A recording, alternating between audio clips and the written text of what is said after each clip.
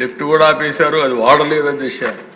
వీళ్ళ అహంభావం మీరు ఒకసారి చూస్తే ఆ లిఫ్ట్ను కూడా వాడకుండా ఆ లిఫ్ట్ వాడితే వీళ్ళకి నామోషి అధ్యక్ష.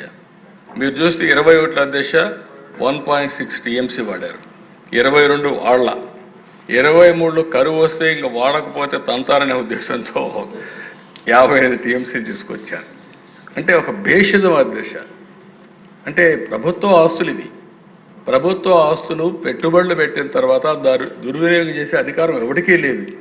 వీళ్ళకేంటి, అది కానీ వాడితే నాకు పేరు వస్తుంది, నాకు పేరు రాకూడదంటే దాన్ని వాడకుండా ఉండాలి. అందుకని అధ్యక్ష ప్రజా వేదికను కూల్చారంటే అది శాశ్వతంగా అట్లనే గుర్తుంటుంది.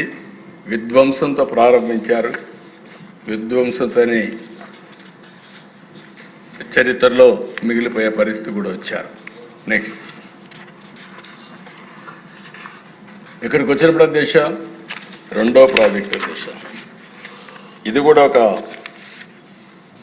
విచిత్రమైన పరిస్థితి అధ్యక్ష.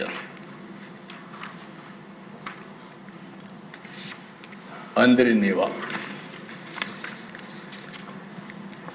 ఓసారి 87లో ఎన్టీ రామారావు గారు అందిరి నీవా సంకల్పించారు.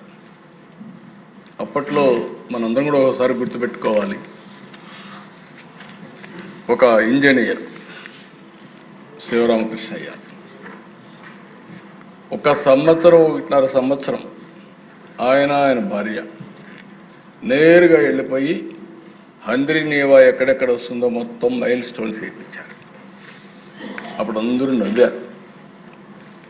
ఈరోజు అధ్యక్ష 738 కిలోమీటర్లు మారాల నుంచి నేరుగా మల్యాల నుంచి నేరుగా కుప్పానికి నీళ్లు తీసుకొచ్చి నిన్న పూర్తి చేశామంటే